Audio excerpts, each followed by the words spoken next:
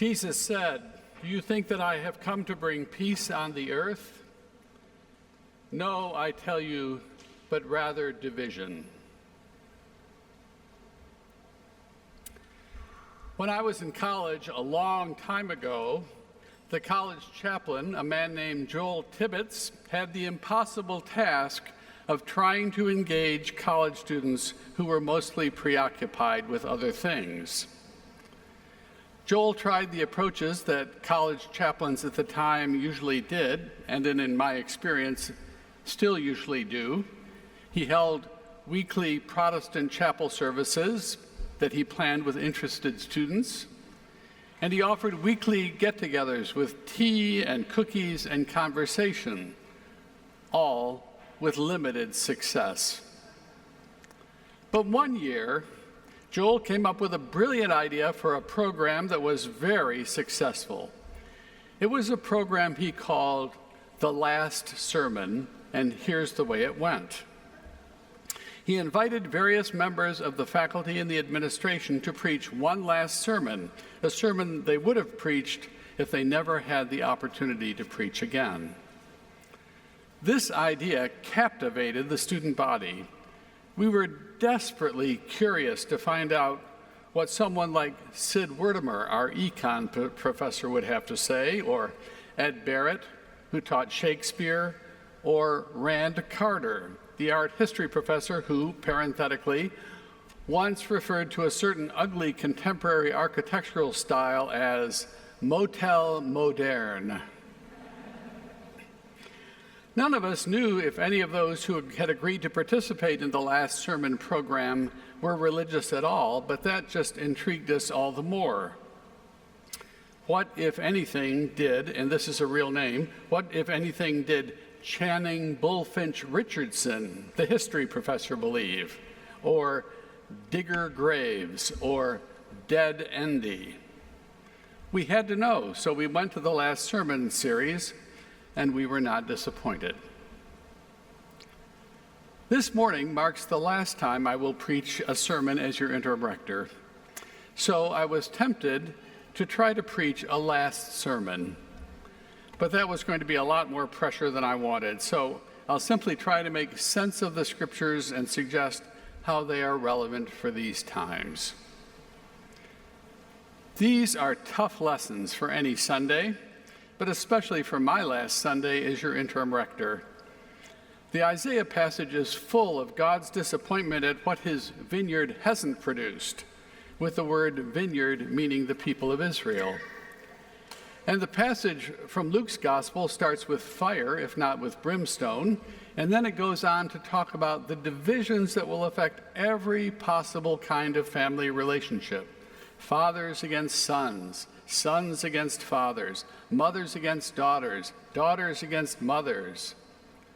The divisions will ripple out further from these closest of family relationships to include the in-laws and the other family members that we in our family have always called the outlaws.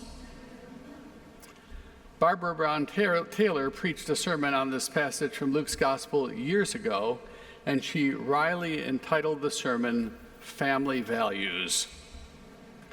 Imagine the feuds, she said. Father and son against each other, mother and daughter against each other, son's wife and son's mother at each other's throats, a whole house full of slamming doors and meals swallowed in stony silence, all because of Jesus. You can see why I considered preaching about the collect of the day today instead of the lessons, but I'm not going to duck the lessons. At least I'm not going to duck the gospel reading this morning just because it's a tough one. The challenging readings are the ones we most need to understand.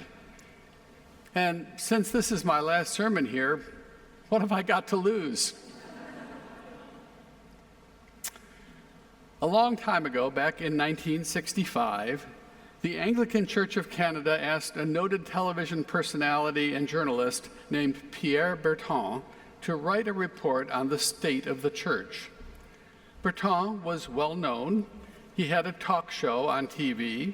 He had written extensively on popular culture, Canadian history, anthologies, children's books, and historical work for youth. He had, for lack of a better description, street cred. So there were logical reasons for the leadership of the Anglican Church of Canada to ask someone of his name recognition to write the report. The church probably hoped that whatever he wrote would be read by a lot of people rather than just being put on a shelf somewhere, as such reports often are. On the other hand, the choice of Pierre Berton was something of a surprise. You see, Berton was an atheist. He wasn't a believer. He wasn't a churchgoer. But then I suppose, who better to write a report on the church than someone who's an atheist? I mean, if the report turned out to be favorable, no one could say, well, the author is a church member, he has skin in the game. What would you expect from a person in his position? In the end, the Anglican Church of Canada got what they hoped for. The book was widely read and even more widely discussed. But the church's request also backfired. The book turned out to be a scathing report of the church as being completely irrelevant to society. Berton gave the book a title that soon became a catchphrase. The book's title was The Comfortable Pew. When Berton called the church a comfortable pew, he meant it as an insult and not as a compliment. He saw that the church was interested only in its own comfort and not committed to making a difference in the world. Pierre Berton wrote that the language and liturgy of the church was outmoded, inaccessible, and irrelevant. I'm quoting here.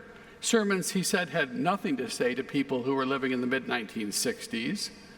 When he interviewed people who were no longer attending church and asked them why they didn't go anymore, they told him that the service did nothing for them, that the liturgy was dull and old-fashioned, the words archaic, the sermons cliché-ridden, the organ music square, sorry, Kevin, and the congregation spiritless.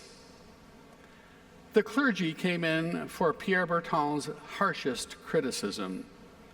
Most clergymen, and they were all men at the time, were interested in success instead of faithfulness. Berton said that if someone could balance a budget, expand facilities, and act as a good executive while developing a relatively innocuous skills of the pulpit, that person would be sought after by the better appointed parishes because of his proven abilities in what Berton called the numbers game, capital N, capital G.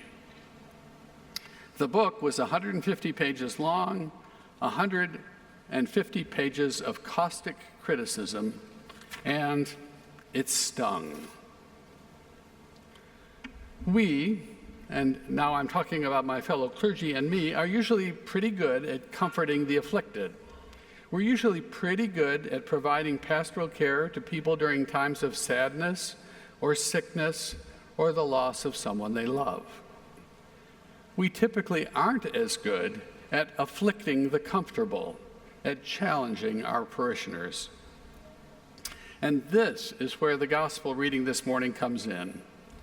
If anything should afflict those who are sitting in our comfortable pews, it's Jesus' clear message that following him comes at a cost, and that failing to interpret what's going on now in our country, in our world, is a recipe for disaster.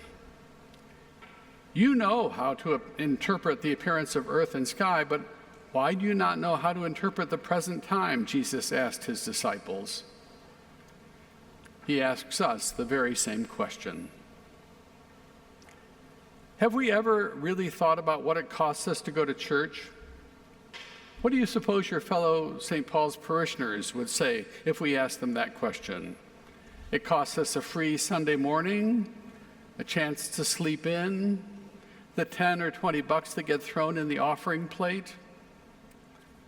The fact is that it costs us very little to be a Christian today, even in an increasingly post-Christian culture. Such was not the case in Jesus' day. Those who followed him were regularly thrust into conflict and division, often with their own family members. To follow Jesus was to question the religious and economic and even political status quo. It meant accepting as Messiah someone who looked nothing like what their culture held out to be powerful or important. What Jesus reminds us is that God sends us out as he has sent out others before us to proclaim God's justice, which is God's love in action. This is the kind of life that takes real courage, especially when the loudest voices these days spew bigotry, hatred, and intolerance, and when someone who is different or other is seen to be an existential threat, a danger to be deported, eliminated, or at least contained. And when the contradictory values of love and hate collide, conflict of the kind that's described in this morning's gospel is inevitable. We cannot walk the way of love with Jesus of Nazareth and make peace with oppression. In the same year, The Comfortable Pew was published in Canada in 1965. A young seminarian from the Episcopal Theological School in Cambridge, Massachusetts, answered a televised appeal from the Reverend Dr. Martin Luther King Jr. to come to Selma, Alabama, to help secure the right to vote for all the citizens. The young man's name was Jonathan Myrick Daniels. Sponsored by the Episcopal Society for Cultural and Racial Unity, Daniels took a leave of absence from his studies and he went south. He was jailed on August 14th, 60 years ago, this past Thursday, for joining a picket line. Jonathan and his companions were unexpectedly released that same day.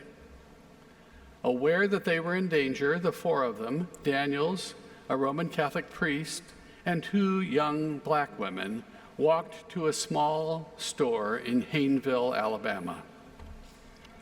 As 16-year-old Ruby Sales reached the top step to the entrance of the store, a man with a gun appeared, cursing her. Daniels pulled her to one side to shield her.